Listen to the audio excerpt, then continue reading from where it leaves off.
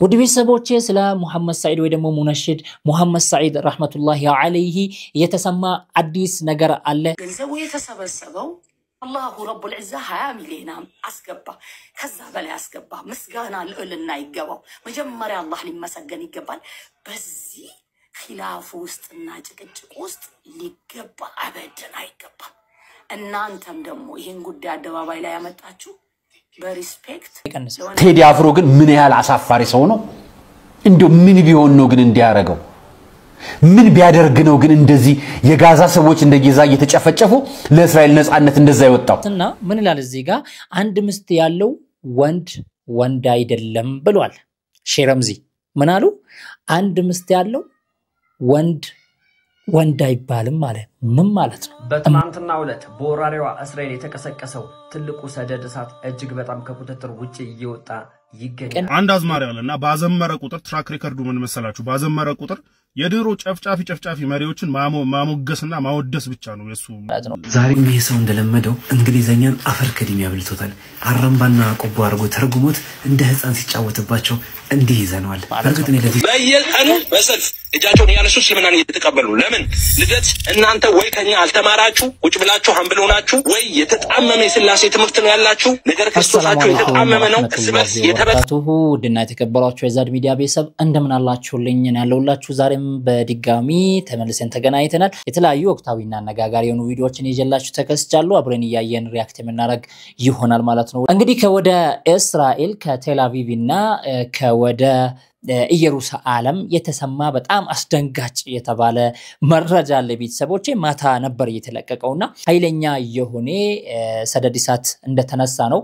እኔ እንደው በጣም እየገረመኝ ነው ቤተሰቦቼ። ትላንትና አሜሪካን ነበር ሎስ አንጀለስ፣ ዛሬ ደግሞ እስራኤል ቴል አቪቭ እና ኢየሩሳሌም። ምን ማለት ነው?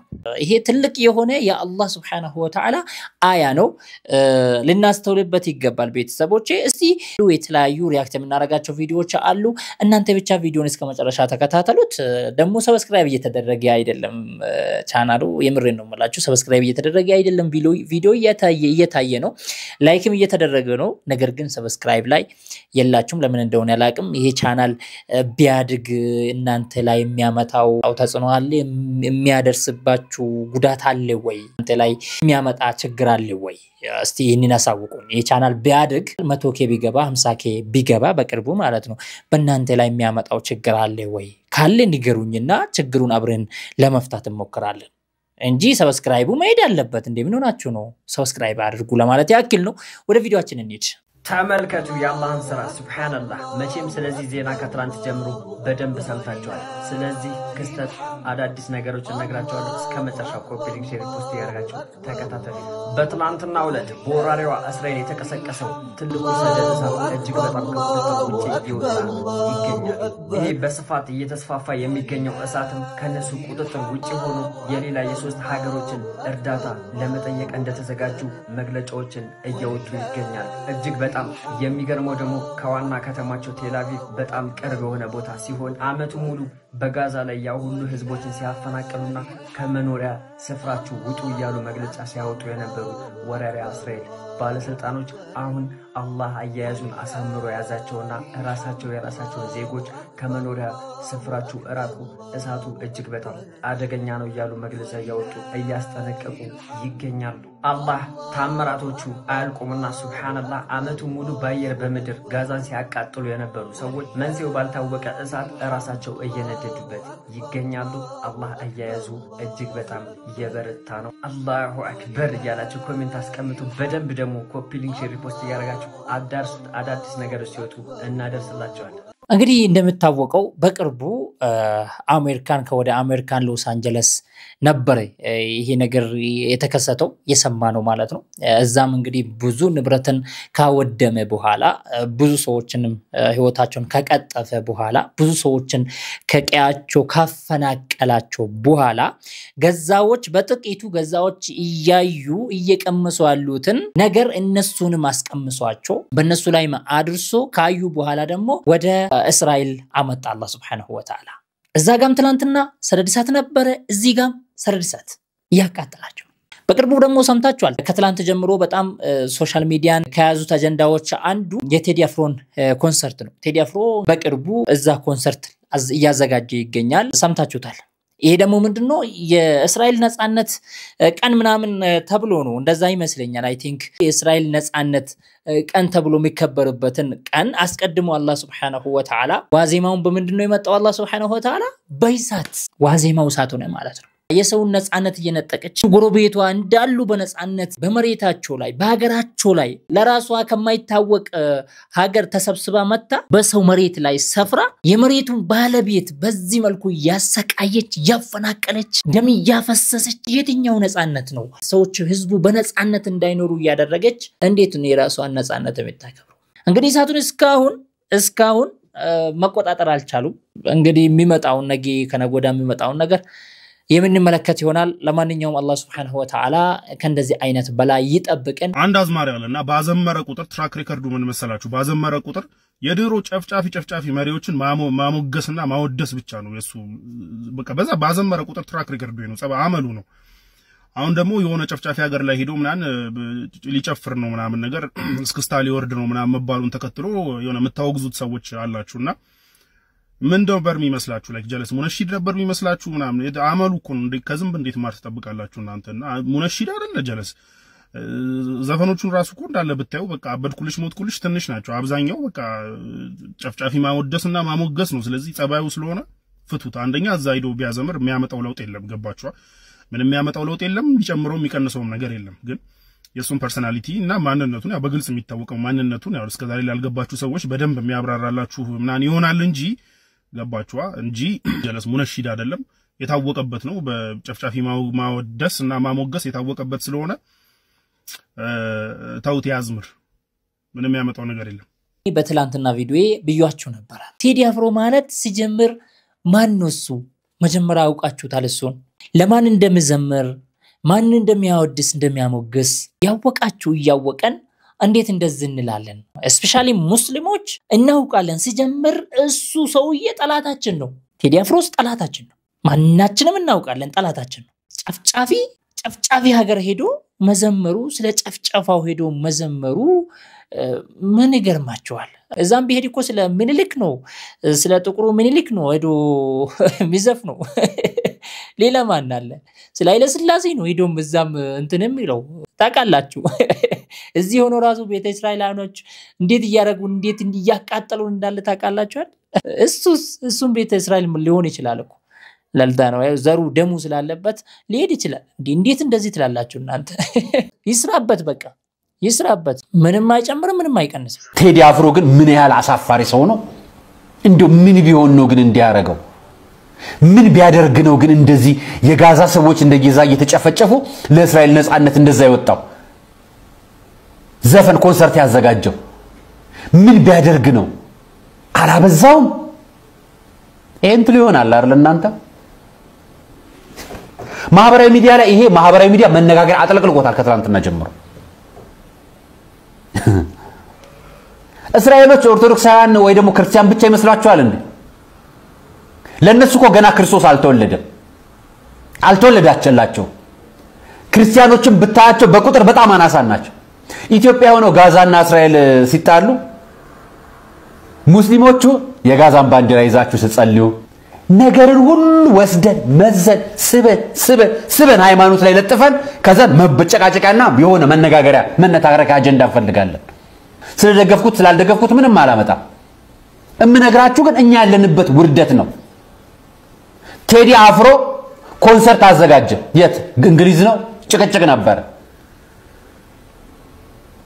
እኔ እዚህ ሆኖ በጣም ብዙ የእስልምና ወንድሞች ስትቃወሙ ጋዛ እስራኤል እንትን የጨፈጨፈች ስትሉ እስኪ ገለጥ አርጋችሁ አንብቡ ሂዱ ዩቲዩብም ላይ ሂዱ ፌስቡክም ላይ ሂዱ ቴሌግራምም ላይ ገብታችሁ አንብቡ ትዊተርም ላይ ገብታችሁ አንብቡ ምን ያህል ክርስቲያን እንዳለ ጋዛ ውስጥ ምን ያህል ክርስቲያን እንዳለ እስራኤል ውስጥ ተመልከቱ እስራኤል ካለው ክርስቲያን ጋዛ ያለው ክርስቲያን ይበልጣል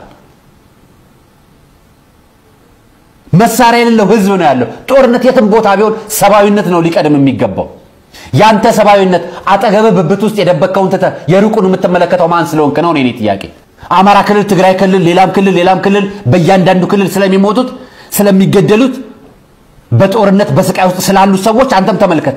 ያኔ ያንተን አልፈ ሌላውን ተናገራለህ። የራስ ሰላም ስታሰፍን ውጣ እስራኤል እዚሁ ያለን መገናኛ አካባቢ ሂድና ውጣ፣ ሰልፍ እስኪ ውጣ፣ ሂድ ተቃውሞ አሰማ እስኪ። ሳታደርግ ሰውየው እዛ የሚሄድበትን ጉዳይ አጀንዳ መነታረቂያ አድርገህ ከሃይማኖት ላይ ለጥፋ አምጥተህ ትጣላለህ ማህበራዊ ሚዲያ ላይ። ደሞ አብለሰትን ሙቀጨን በዚህ ፎቶ ልትናገሯት ትፈልጋላችሁ። እየመሰገንኳት አይደለም። እስኪ እንደው ከተናገራችሁ አይቀር እንደው ጋዛ ነው አይደለም እንደዚህ ሄዶ እስራኤል ነው አይደለም እንደሚያደርገው ኢትዮጵያ ሚሊኒየም አዳራሻው ሽርጉድ የሚባል ትኬት ተዘጋጅቶላችኋል። ጎሳዬ ተስፋ፣ ኤፍሬም ታምሩ፣ አለማየሁ ሪፖ፣ ሜላት ቀለመ ወርቅና ሌሎችም ያሉበት የምትናገረው ነገር ትንሽ መስሎ መጥቶ የሆነ ነገር አሁንም እንደሆነ ነገር ይሆናል እና ትንሽ አንተም ልብ ውስጥ የሆነ ትንሽ የሆነች ነገር አለች እናውቃለን። አንደኛ ይሄንን ነበር እኛም ስንል ነበረው።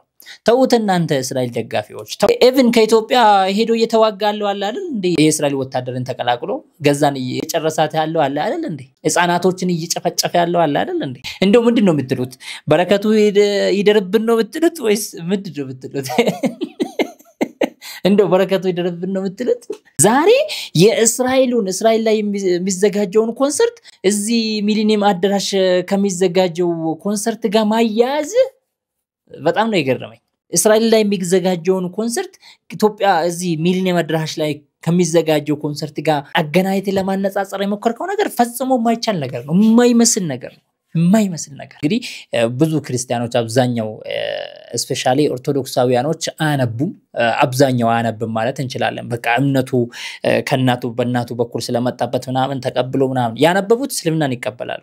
ያላነበቡት ግን ዝም ብሎ የተባሉትን ነገር ብቻ ነው አክሰፕት የሚያደርጉትና እዚህ ጋር ምን ብሎ አንብቦ ሰውን ለማሳመን እንደሚሞክር ተመልከቱ እስቲ። ይሄ እፎይ የሚባለው ዛሬ እኔም እፎይ ነኝ የምትሉት ማለት ነው። ዛሬም ይሄ ሰው እንደለመደው እንግሊዘኛን አፈር ከዲም ያብልቶታል። አራምባና ቆቦ አርጎ ተርጉሞት እንደ ህፃን ሲጫወትባቸው እንዲህ ይዘነዋል። በእርግጥ እኔ ለዚህ ሰው ምላሽ መስጠት ምንም አይነት ሃፒታይት የለኝም። አቁል የጠፋበት ሰው የማመላከት ወይም የማስታወስ ስራ እንሰራለን እንጂ ድንገት ሲሮጥ ሰርግ ቤት አዳራሽ ተገኝቶ ሙሽራ የሆነ የመሰለው አይነት ድንገት ሶሻል ሚዲያ ላይ ሲገባ ጭብጨባ አግኝቶ እዛው ለሰመጠ ሰው ምላሽ መስጠት ጉንጭ ማልፋት ነው። ማንኛውም እንዴት አድርጎ ትርጉሙ እንደተጫወተበት እናዳምጠው። ሳይል ቡኻሪ 6807 ላይ የሚገኝ ነው። እንደዚህ ይላል። The prophet said, ነብዩ እንደዚህ አለ፣ whoever guarantees me a chastity of what is between his legs, i.e. his private parts, and what is between his jaw, i.e. his tongue, I guarantee him paradise ይላል ማለት ነው ሐዲሱ። ምንድነው እሱ የሚለው? ማንኛውም ሰው በእግሮቹ መካከል ያለውን ፕራይቬት ፓርቱንና በመንጋጋው መካከል ያለውን ወይንም ምላሰውን የሚጠብቅልኝ ከሆነ እኔ ደግሞ ገነትን እሰጠዋለሁ ይላል። ለሙሐመድ እነኚህን ከጠበቃችሁ እሱ ደግሞ ገነት ይሰጣችኋል። ሙሐመድ ገነት ይሰጣችኋል። እቤቱ ቲቪ ወይም ፍሪጅ የተገዛለት አንድ ህፃን ልጅ እንኳን ጋራንቲ ማለት ዋስትና ማለት እንጂ ስጦታ ማለት እንዳልሆነ ይረዳል። ረሱል ሰለላሁ ዐለይሂ ወሰለም ብልቱን ከዝሙትና ከሌሎች ጥፋቶች እንደዚሁም ምላሱን ከውሸት ከሐሜትና ከሌሎች ጥፋቶች ለጠበቀልኝ ሰው ጀነት ተያዥ ሆነዋለሁ፣ ጀነት ላይ ዋስ ሆነዋለሁ አሉ እንጂ ጀነትን እሰጠዋለሁ አላሉም። እንዴት ነው ጋራንቲ ማለት መስጠት ሊሆን የሚችለው? በምን ቋንቋ ነው? ኮመንቱ ላይ ገብቶ አንድም ሰው እንኳን የኛ ሰው ዛሬችን ተሳስተሃል እንኳን የሚለው የለም። በቃ አሜን ብቻ ነው። ለዚህ ነው ምላሽ መስጠት እማንፈልገው የምንንቀው በዚህ ምክንያት ነው። እቺን ቋንቋ እንኳን ጋራንቲ የምትለውን ቋንቋ እንኳን አስተካክሎ መተርጎም ያልቻለ ሰው እንዴት ነው ስለ መለኮትን እበትናለሁ ፈትሻለሁ ቁርአንን ተንትኜ ሐዲስን አግኝቼ እንደዚህ ሊል የሚችለው? እንደዚህ አይነቱ ሰው ድንገት የሶሻል ሚዲያ ብርድ ልብስ ሞቆት ከሙቀቱ ላለማውጣት ፍራቻ ይዞት ይቀመጣል እንጂ ዕውቀት ያለው አይደለም። ወላሂ ቢላሂ ይሄ ሰው ለትንሽ ቀናት ስለ እስልምና ማውራቱን አቁሞ የራሱን ሃይማኖት ማስተማር ቢጀምር ይረሳል። ከነመፈጠሩ ከሶሻል ሚዲያ ላይ ይወጣል። ሞክሮታል። ስለ ራሱ ለማስተማር ዩቲዩብ ከፍቶ ለማውራት ብዙ ነገር ሞክሯል፣ ግን አልተሳካም። ወደ ላይቭ እንኳን ሰዎችን መጥራት የሚችለው በአንድ መንገድ ብቻ ነው። እሱም እስልምናን እንደሚሳደብ ወይም እስልምና ላይ የማይሆን ጥራዝ ነጠቅ የሆኑ ቃላቶችን እንደሚናገር ቃል በመግባት ነው። በዚህ አይነት መንገድ ካልሆነ በስተቀር ከሶሻል ሚዲያ ተጠርጎ ይወጣል፣ ይረሳል። አያዳምጡትም፣ አይፈልጉትም። የሆነ እልህ እልህና ጥላቻ ያላቸው ሰዎች ስለ እስልምና የሚያወራው ኔጌቲቭ ቃላት ተመችቷቸውና ስቧቸው ስለሚያጨበጭቡለት እንጂ ዕውቀት አይደለም የሚያወራቸው ነገሮች ለእያንዳንዱ ምላሽ ቢሰጥ ዘመናችንን እንጨርሳለን እንጂ አንድ ቀን ትክክል ቃል አውርቶ አያውቅም። ስለዚህ እንደዚህ አይነቱን ንቆ ማለፍ ነው። የረገጠን ፈረስ ሁሉ መርገጥ አይቻልምና ንቆ ማለፍ ብሎክ እያረግን መውጣት መተው ነው እንጂ እሱ ጭብጨባውና ሁካታው አይዞባይነቱ ሞቆታል። ሙቀቱም የሚቀጥለው ስለ እስልምና እስካወራ ድረስ ነው። እዚህ አይነቱን ንቀን ከመተው የተሻለ አዳምጠን ምላሽ የምንሰጥበት ምንም አይነት ግራውንድ የለንም። ባገኛችሁት አጋጣሚ ብሎክ አድርጋችሁ ጥላችሁት ማለፍ በዛው ሙቀት ውስጥ የራሱ ሰዎች ብቻ ቀርተው በቃን ሰለቸን አንገሸገሸን እስኪሉ ድረስ ንቃችሁ ማለፍ እንጂ እሱ ጋር ምንፈራገጥበት ምንም አይነት ምክንያት የለንም። አላህ ለሁላችንም ሂዳያ ነው ፍቀን። ወሰላሙ አለይኩም። እንግዲህ እንደዚህ ነው። ይሄ ሰው ሳያቅ ነው ይሄንን እንደዚህ ያለው አይደለም፣ አውቆ አሁን ጴንጤዎች ደግሞ ኦርቶዶክስ ላይ ተነስተዋሉ። ለምንድን ነው የተነሱባቸው? ሙስሊሞቹ ብዙ ኦርቶዶክሳውያንን እያሰለሙ ነው የሚገኙት፣ ወደ ራሳቸው እያመጡ ነው፣ ማአት ክርስቲያኖች እየሰለሙ ነው እያሉ ነው የሚገኙት ማለት ነው። በየቀኑ በሰልፍ እጃቸውን ያነሱ እስልምናን እየተቀበሉ ለምን ልደት እናንተ ወይ ከኛ አልተማራችሁ ቁጭ ብላችሁ አንብሎ ናችሁ ወይ የተጣመመ የሥላሴ ትምህርት ነው ያላችሁ ነገር ክርስቶሳችሁ የተጣመመ ነው እርስ በርስ የተበጣበጠ ማተስማሙበት ቦታ የተበጣጠሳችሁ ናችሁ። ዲያቆን እስቂያስ እንዳለው 20 ሊቃውንቱ እንኳን የማይስማሙበት ቤተ እምነት ነው ያለው። ኦኬ መሰረታዊ እንኳን የሚባለው የሥላሴ ትምህርት ላይ ተመሳሳይ ትምህርት የላችሁ፣ ወጥ ትምህርት የላችሁ። እንዳል እዚህ ጋር አምስት የሥላሴ አካል አድርገህ ስታበቃ እዛ ጋር ደግሞ ሄደ አንድ መልኮት 3 አካል ትላለህ። ስለዚህ ህዝቡ እየሄደ ነው ወደ እስልምና ከናንተ ወጡ። ስለዚህ አትናደዱ። ደግሞ ይሄው እስልምና ነው የሚሄዱት እናንተ ጋር መቆየት አይችሉም። ለምን አልተማራችሁም? እናንተ የሰንበት ተማሪዎች ናችሁ፣ ዕውቀት የላችሁ። እንደ ድሮ እየመጣችሁ ብትማሩኛ ጋር ጥሩ ነበር። ድሮ አያችሁ አይዱም ነበር። አሁን ሳይማችሁን እናንተ የምታሳልፉት እዛ ጌም በመጫወት ላይቭ ላይ መጣችሁ። እንደ ድሮ እኛ እግር ስር መማር አቁማችኋል። ስለዚህ እየሄዱ ነው ወደ እስልምና። ልደት አይ ቤግ ዩ ኑና ሥላሴ ትምህርት ተከታታይ ሳስተምር ናና ተማር። አየህ ዛሬ እንዳስተማርኩ ምንም እንከን የማይወጣለት የሥላሴ ትምህርት ነው ያለን እኛ ወንጌል አማኞች። ስለዚህ መተህ ተማርና ወደ እስልምና በሰልፍ የሚሄዱትን ታደግ። በሥላሴ አካላት ዘንድ አብ የበላይ አስተዳዳሪ ነው ማለት የሥላሴ አካል ተብሎ ከተጠራ መርሳት የሌለባችሁ ስለ ወልድ ብቻ አይደለም ስለ መንፈስ ቅዱስም። ስለዚህ ኤፍሬም አብ የመንፈስ ቅዱስ አስተዳዳሪ ነው እያልከን ነው። ይህንን ነው የጠራ የነቃ ጥርት ያለ የሥላሴ ትምህርት አለን የምትለው? አብን የበላይ አስተዳዳሪ አድርገህ የምታስቀምጠውን ትምህርት? እንደዚህ አይነት ነገር እኮ ነው ሰዎችን ወደ እስልምና እየወሰደ ያለው። እንደዚህ አይነት ትምህርቶችን እየሰጠ እኮ ነው ሰዎች እየተወዛገቡ ያሉት። በጣም ኃይለኛ ውጊያ ሶሻል ሚዲያ ላይ በጣም ኃይለኛ ውጊያ ከዚህ በዚህም በዛም እንግዲህ እኔ እንጃ በጣም ኃይለኛ ቀጥቀጣ ኃይለኛ ደብደባ እየደረሰባቸው ነው የሚገኘውና በጣም ከባድ ነው። እንግዲህ ይድረስላችሁ እንላለን። ይድረስላችሁ። እስቲ ወደ ራሳችን ደግሞ እንመለስና ምን ይላል እዚህ ጋር አንድ ምስት ያለው ወንድ አይደለም ብሏል ሼረምዚ። ምን አሉ? አንድ ምስት ያለው ወንድ አይባልም ማለት ምን ማለት ነው? ኢማጂን በጣም ከባድ ነው እኔ ነገር። አንድ ምስት ያለው ወንድ አይባልም። በጣም ከባድ የሆነ ኃይለኛ ብዙ ሰውን የሚነካ ነገር ነው። ሰሞኑ በቲክቶክ ላይ አንዳንድ እህቶቻችን እባካችሁ ድረሱልን አግቡን የሚል ጥያቄ እያሰሙ ይገኛሉ። ይህንን ጥያቄ የምንመልስላቸው እኛ ባለትዳር ወንዶች ነን። አላህ ተባረከ ወተዓላ ስለ ትዳር ሲገልጽ የጀመረው 2 አግቡ፣ 3 አግቡ፣ 4 አግቡ ብሎ ነው። አንድን እንደ አማራጭ መጨረሻ ላይ ነው የገለጸው። ያም የተገለጸበት ምክንያት የወንድነትን ክብር ዝቅ የሚያደርግ ፍርሃት የተባለ በሽታ ላለበት ሰው ነው። ወኢን ኺፍቱም ብትፈሩም አንድን አግቡ ብሎ አላህ ተባረከ ወተዓላ እንደ አማራጭ የፈቀደው። ስለዚህ አንድ ሙስሊም የሆነ ወንድ ከአንድ በላይ ሚስቶች ሊኖሩት ይገባል። ከሰለፎች መካከል አንዱ ምን ይላል? ኩና እንቆጥረው ነበር አለ ከኛ መካከል አንድ ሚስት ብቻ ያለውን እንደ ውዳቂ ሰው ቆጥረ ነው በትልልቅ ቦታዎች ላይ አናስቀምጠውም ነበር። ሰዎችን ለማስታረቅም ሆነ ለዳኝነት እንዲፈርድም አናደርገውም ነበር ይላል። አንዱ ከሰለፎች መካከል አንዱ ደግሞ ወደ ህንድ ወደ ሰመርቀንድ በሄደ ጊዜ እዛ አካባቢ የሚኖሩ ሙስሊሞች በአጠቃላይ አንዳንድ ሚስት ብቻ እንደሚያገቡ ሲነገረው እንዴ እነዚህ ሰዎች ግን ከምር ሙስሊሞች ናቸው ብሎ እምነታቸውን ሁሉ እስከመጠራጠር ደረጃ ድረስ ደርሷል። ይህ የኛ መገለጫችን ነው ከአንድ በላይ ማግባት። ስለዚህ ከአንድ በላይ በማግባት እህቶቻችንን ማስተዳደር መቻል አለብን። አንድ ሰለፍ ደግሞ በመጨረሻም ተጠይቆ ነበር ለምንድነው ነሳራና አይሁዶች ከአንድ በላይ ማግባት የተውት? የነቢያቶችን ሱና ለምንድነው የማይከተሉት ተብሎ ሲጠየቅ ሲመለስ ምን አለ? هم قوم ለነሱ እኮ ህዝቦች ናቸው ضربت عليهم الذلة ውርደትና ወልመስከና ድህነት የተጻፈባቸው ህዝቦች ናቸው እንዴት ብሎ ያገባሉ ብሎ መለሰለት። ስለዚህ ይህ ከአንድ በላይ ሚስት ማግባት የኛ ውብ የሆነ ባህላችን ነው። አሁኑኑ ለነዚህ እህቶቻችን የድረሱልኝ ጥሪ እኛው መልስ እንስጣቸው። አንድ ያለው ሁለት ያለው ሶስት ያለው አራት ያግባ የምንኮራበት ባህላችን ነው። ሰላም አለይኩም ወራህመቱላህ። እንደዚህ አይነት አስቸጋሪ ደረሶች እኮ ነበሩ። ዒልም ቦታ ያለንም ከብዙ ደረሶች አንዱ ለደረሳ አይጠፋም። በቃ እንደዚህ የሚያወዛግብ ኡስታዝ ሼኾች ላይ የሌለ ነገር የሚያመጣ በቃ በየቦታው በቃ እኔ እንጃ የተረገመ ሰው አይጠፋም። በቃ የተረገመ ደረሳ አይጠፋም። ወይ ሌላ ቦታ ላይ በሆነ ኡስታዝ በሆነ ዓለም ተረግሞ መጥቷል። ሁሌም ከሰው ተቃራኒ ነው የሚሄደው። ሁሌም ከሰው ተቃራኒ ኢቭን ከሐዲስ ተቃራኒ ነው የሚሄደው። በቃ ሐዲሱን እንደፈለገው አድርጎ ነው የሚፈሰረው ወይ ደግሞ ትርጉሙን የሚሰጠውና ይሄ ደግሞ ሶሻል ሚዲያ ላይ መጥቶ በጣም እያስቸገረን ነው። አሁን በቃ የሌለን ነገር ያመጣል። አሁን እዚህ ጋር አንድ ምስት ያለው ወንድ አይደለም ማለት ምን ማለት ነው? ስንት ሰሃቦች በአንድ ምስት ነው ያኖሩት? ስንት ሰሃቦች እነሱም ወንድ አልነበሩ ማለት ነው? ምን ማለት ነው? ታላላቁ ዑለሞች የነብዩ አለይሂ ሰላቱ ወሰለም ባልደረቦች እንዳሉ አብዛኞቹ እኮ አንድ ምስት ነበራቸው። እንዴት እንደዚህ ይባላል? ምን አይነት አስተሳሰብ ነው? በጣም ያሳፍራል።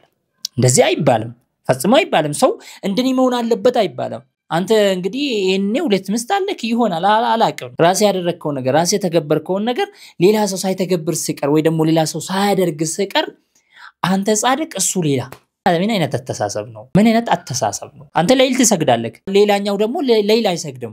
በቃ ዋጅቡን ሱና ራሱ አያስከትልም። በቃ ግን ዋጅቡን በአግባቡ ይሰግዳል። ያን ሰው ምንድነው የምትለው አንተ? ሌላ ተው ባላይ ወላሂ አይበጅም። እንደዚህ አይበጅም፣ ጥሩ አይደለም። ሁሉም ነገር ቦታ አለው፣ ጊዜ አለው። ለኩል መቃል መካን የሚባለው ቃይዳ አለ።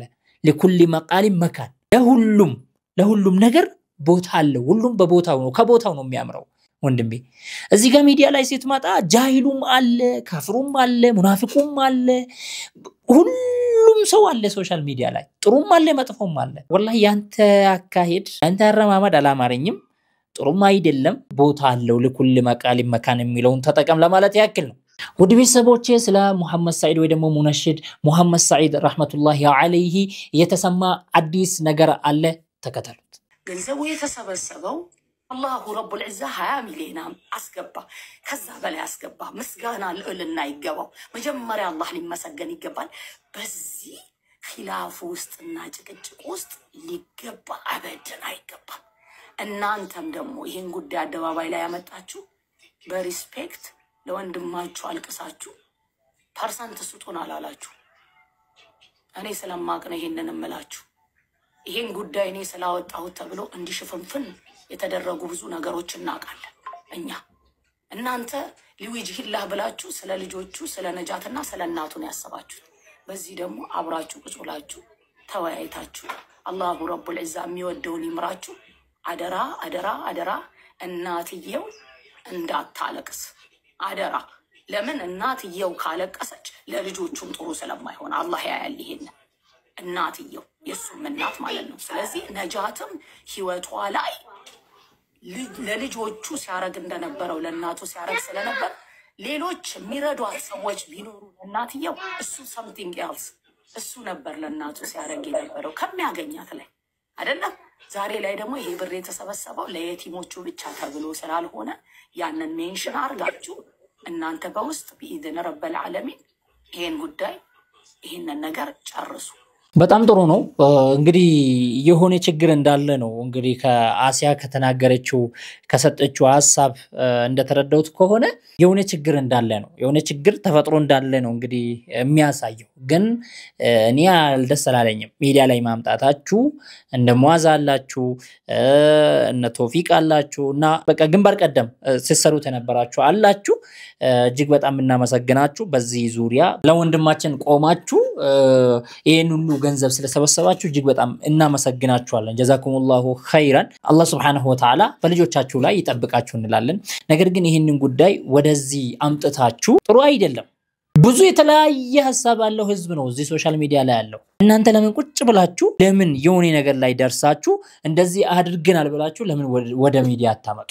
በቃ ማለት የተጠናቀቀን ነገር ወደ ሚዲያ ማሳወቅ ነው እናትየውም ያው መሐመድ ሰዒድ ልጃቸው ስለሆነ ካድማቸው ስለሆነ ስከድማቸው እስካሁን ስከድማቸው ስለነበረ ከናት በላይ ማንንም ስለሌለ እሱ ብኖርም ደግሞ ቀድሞ ለናቱ ስለሚያደርግላቸው እናቱንም ባለቤቱን ልጆቹንም አንድ ቦታ ላይ አስቀምጣችሁ እነሱ በተገኙበት እነሱ ባሉበት ለናቱም ለባለቤቱም ብላችሁ ይደረግ ተብሎ የታሰበው ነገር አለ አይደል ያንን ነገር አድርጋችሁ ማሳያት ነው አልহামዱሊላህ 20 ሚሊዮን ብር ማለት ቀልድ አይደለም አልহামዱሊላህ አላህ Subhanahu Wa Ta'ala ለየቲሞቹ ስደርስ ነው ይሄንን ነገር ፈጽሞ ወደ ሚዲያ ባታመጡ እኔ እንደዛ አይነት ሐሳብ አለኝና በጣም ነው እናመሰግናችሁ ይሄንን ስላደረጋችሁ ይሄንን ደግሞ ገንዘብ የሰጣችሁት ሁላችሁንም አላህ Subhanahu Wa Ta'ala የወጣውን ይተካንላለን ልጆቻችሁን በየቲምነት ከማድረግ ይጠብቃችሁ እንላለን እንግዲህ በሌላ ቪዲዮ ተመልሰን የምንገናኝ ይሆናል እናንተስ ምን አይነት ሐሳብ አላችሁ ሐሳባችሁን